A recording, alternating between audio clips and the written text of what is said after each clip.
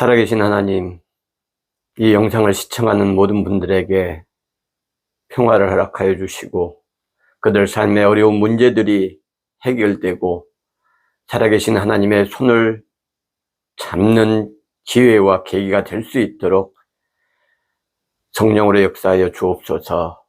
예수님 이름 받들어 기도드립니다. 아멘.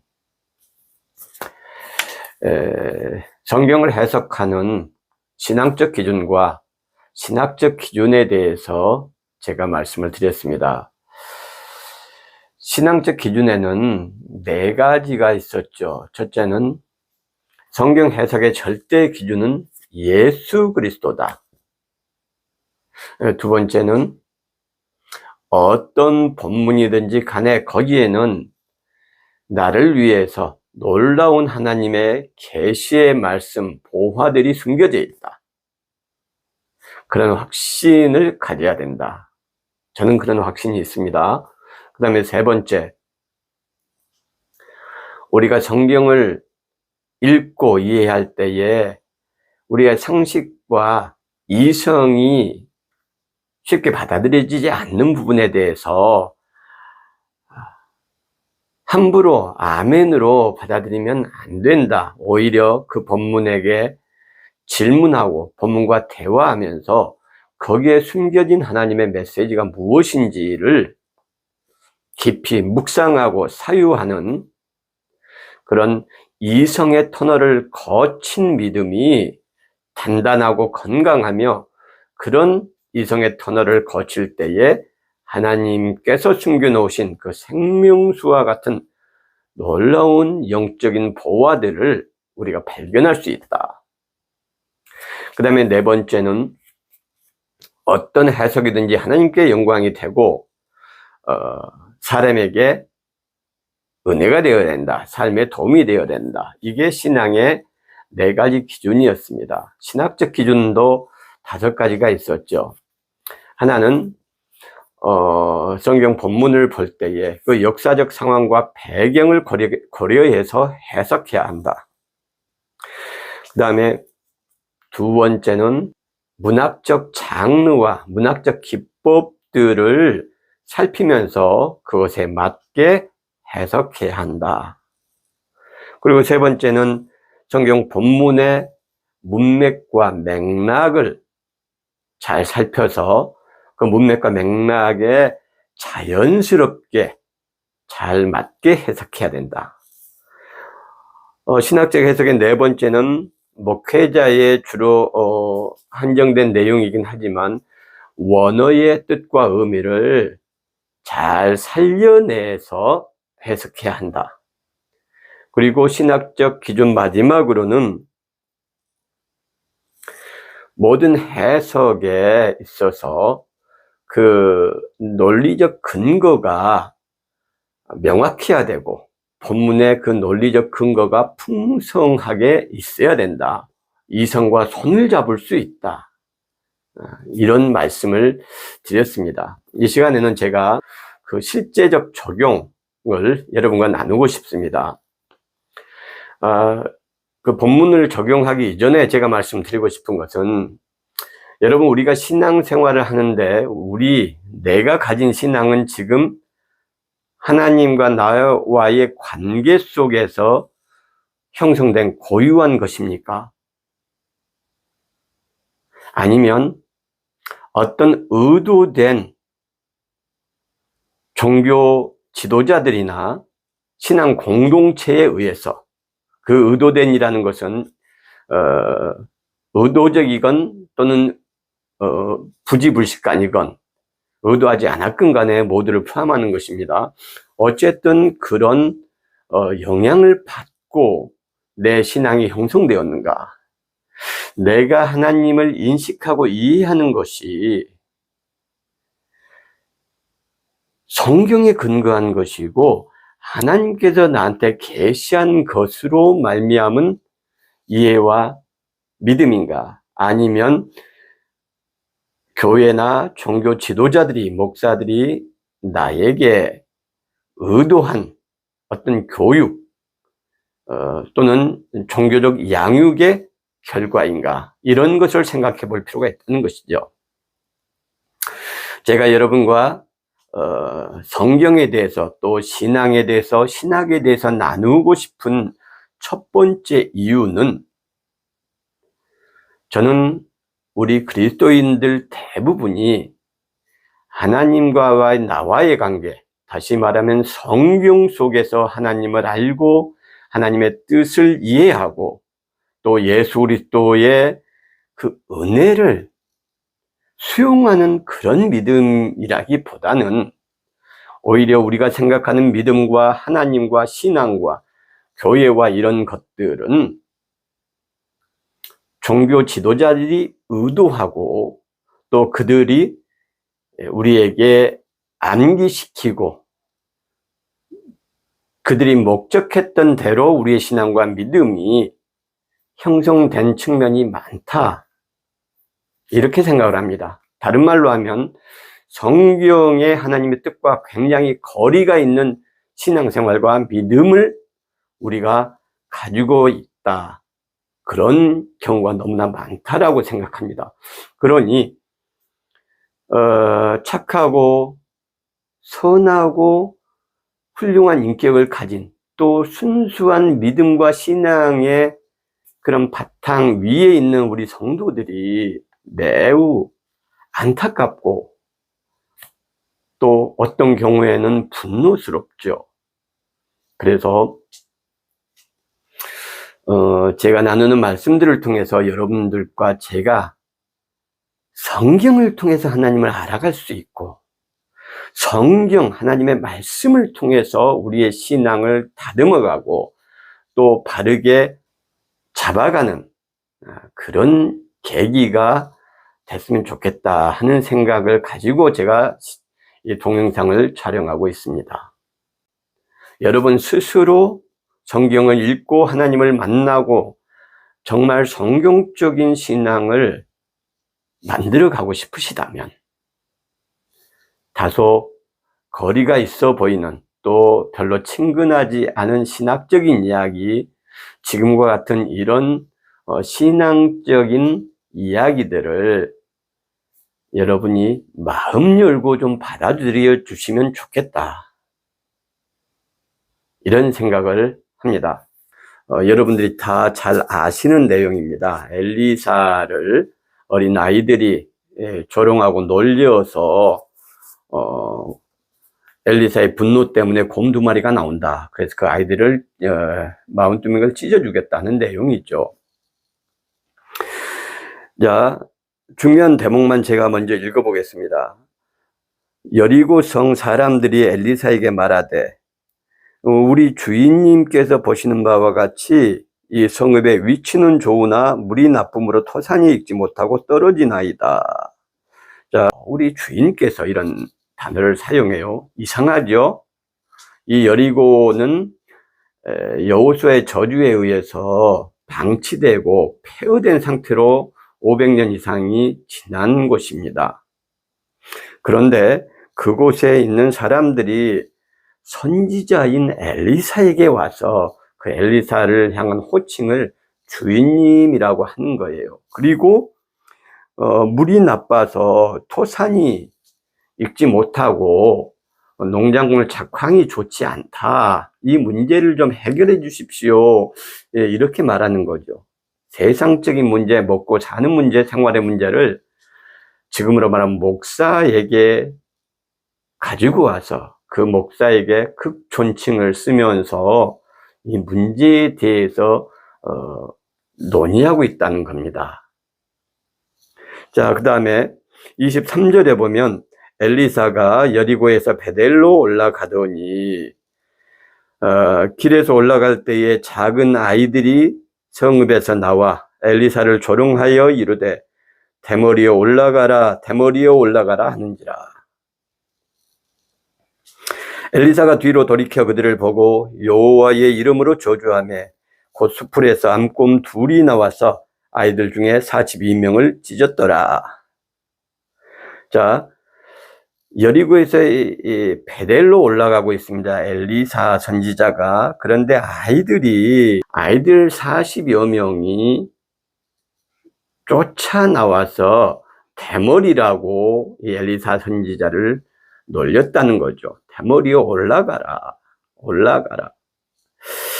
그 엘리사 선지자가 화가 났습니다. 그래서 저주를 하였더니 곰 2마리, 암곰 2마리가 나와서 아이들을 찢어주겠다. 자, 여러분,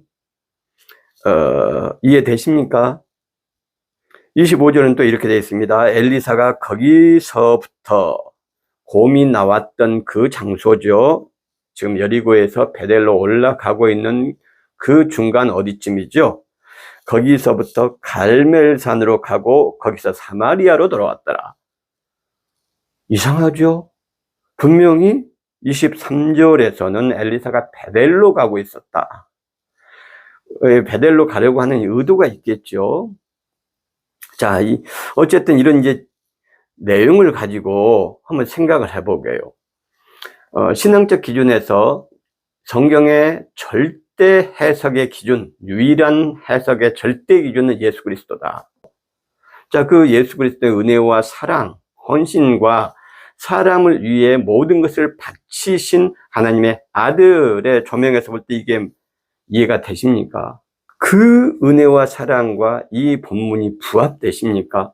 안 되잖아요. 상식적으로 말이 안 되지 않습니까? 어떻게 이 본문이 사랑의 하나님을 나타낸다고 말할 수 있어요? 그럴 수 없거든요. 그럼 질문을 해야 되는 거죠. 하나님, 이게 무슨 이야기입니까? 여기에 숨겨진 하나님의 뜻이 무엇입니까? 여기에 어떤 위대한 천재도 신학자도 발견하지 못한 하나님의 메시지가 숨겨져 있습니까? 저는 그렇다고 생각합니다. 그거 알려주십시오. 하나님, 그 깊은 뜻을 제가 깨닫고 하나님의 살아계심을 경험하고 싶습니다. 그래서 지금 이 순간을 살아가는 이 어려움을 이 말씀과 더불어서 극복해 나가고 싶습니다. 이렇게 기도해야 되는 것이죠. 그리고 이 본문을 고민하고 연구하는 겁니다. 신앙적 기준 4번째는 뭡니까? 하나님께 영광이 되는 해석이 돼야 된다. 그러면 이 영광이 되는 해석, 이게 지금 영광이 됩니까? 하나님께 영광을 돌리는 방법은 뭐라고 했습니까? 해석이 인간의 삶의 신앙에 덕이 되고 도움이 돼야 한다. 그러면 해석을 바꿔야 되는 거죠.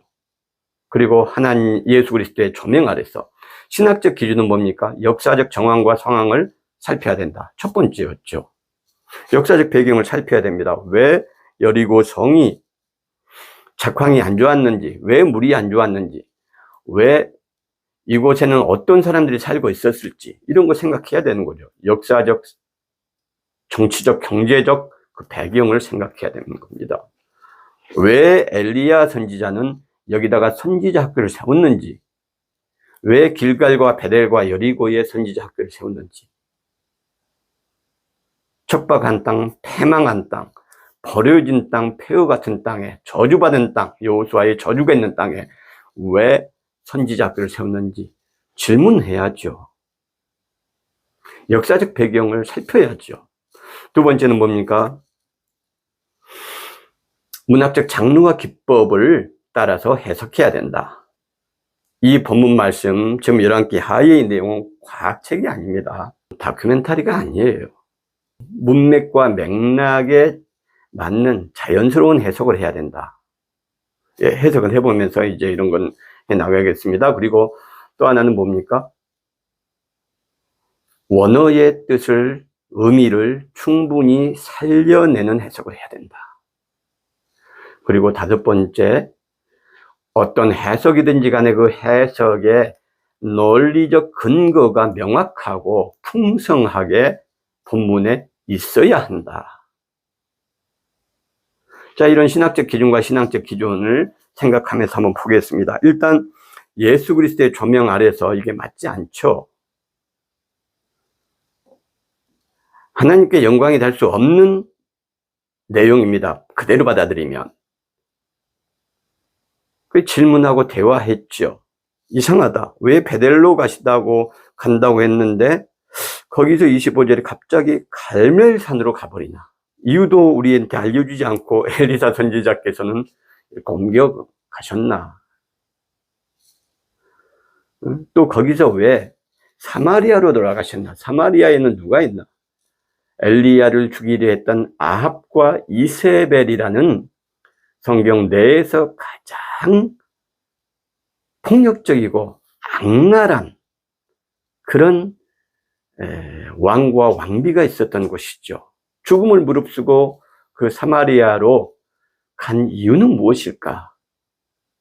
전부 질문하고 대화해야 됩니다. 여리고가 무너지고 나서 여호수아의 저주라는 게 있습니다. 이 여리고를 다시 재건을 할 때 그 아들과 장자와 차자가 하나님의 저주를 받아서 죽게 될 것이다 하는 여리고의 저주가 있었어요. 그 이후로 성경의 기준으로 약 500년 이상이 지났습니다, 지금. 그러니까 500년이 넘도록 그 저주 때문에 많은 사람이 여리고에 가지 못했겠죠. 그리고 그 여리고에 가서 사는, 여기에 등장하는 이 사람은 누굴까요? 가난하고 못 배우고 정상적인 사회생활을 하기 어려운 소외된, 세상에서 놀림거리가 된 그런 사람들이 밀려와서 이 저주받은 땅에 정착하고 살아가는 거 아니겠습니까? 근데 이 사람들이 엘리사를 주인님이라고 불러요. 아돈, 하나님의 이름을 쓰고 그걸 읽기를, 거룩하신 하나님의 이름을 함부로 우리가 들먹일 수 없다 해서 그것을 아도나이라고 읽습니다. 쓰기는 여호와라고 쓰고 신성 4글자를 쓰고 읽기는 아도나이, 주인님이라고 읽어요. 하나님에 대한 호칭이죠. 이 아돈이라는 것은 주로 사람에게 쓰는 극존칭을 말합니다. 바로 그 하나님에게 썼던 아도나이를 사람을 향해서 쓰는 것이죠. 그 말은 엘리야와 선지자 생도들이 이곳에 사는 어려운 사람들에게 얼마나 희생적이고 헌신적인 삶을 사는가를 나타내주는, 이곳에 어려운 사람들이 얼마나 엘리야와 엘리사 선지자와 생도들을 귀하고 존경하고 사랑했는가가 이 아돈이라는 표현 속에 나오는 겁니다. 왜 물이 나빠서 작황이 안 좋을까요? 갑자기 여리고성이 무너졌죠. 그리고 그 식물과 동물들이 무너진 폐허더미 아래서 썩고 오수와 폐수들이 땅을 오염시켰을 거 아니겠습니까? 그리고 그것을 어떻게, 여호수아의 저주가 있었기 때문에 재건하고 정리하고 하는 사람들도 없었겠죠. 그러니 당연히 폐허로 남고 썩은 물이 땅을 오염시키고 작황이 좋지 않을 수밖에 없는 것입니다. 베델로 올라가는데 엘리사가 작은 아이들이 대머리에 올라가라 해요. 작은 아이들, 이 작은 아이들이란 말은 어린 것만 뜻하는 게 아니에요. 종이나 하인을 뜻하기도 하고요. 또 왕을 호위하는 그런 호위병들을 또 이 나르란 단어를 쓰기도 하고요. 그래서 이 열왕기 하에서 이 열왕기 하의 기록자가 이 나르카탄이란 단어를 어린 아이들을 이야기할 때 쓰는 언어적 습관이 있는지, 아니면 종이나 하인이나 뭔가 좀 낮춰 부르는 그런 의미로 이 나르란 단어를 쓰는지, 이 언어적 습관이 무엇인지 살펴봐야 되죠. 열왕기 기록자는 이 단어를 어리다는 의미로 쓰는 게 아니고 종이나 하인이나 다른 사람의 명령을 받드는 그런 사람을 칭할 때 이 단어를 씁니다. 그러니까 이 아이들이 아니란 걸 알 수 있는 거예요. 어린 아이들이 아니다. 42명을 찢어 죽였다. 찢었다. 이 찢었다라는 바카라는 단어입니다. 이건 둘로 나누다, 반으로 가르다.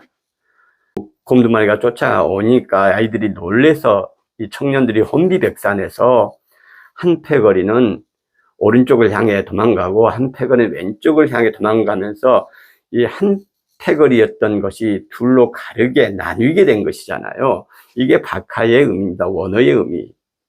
찢어주겠다는 내용이 아닌 거예요.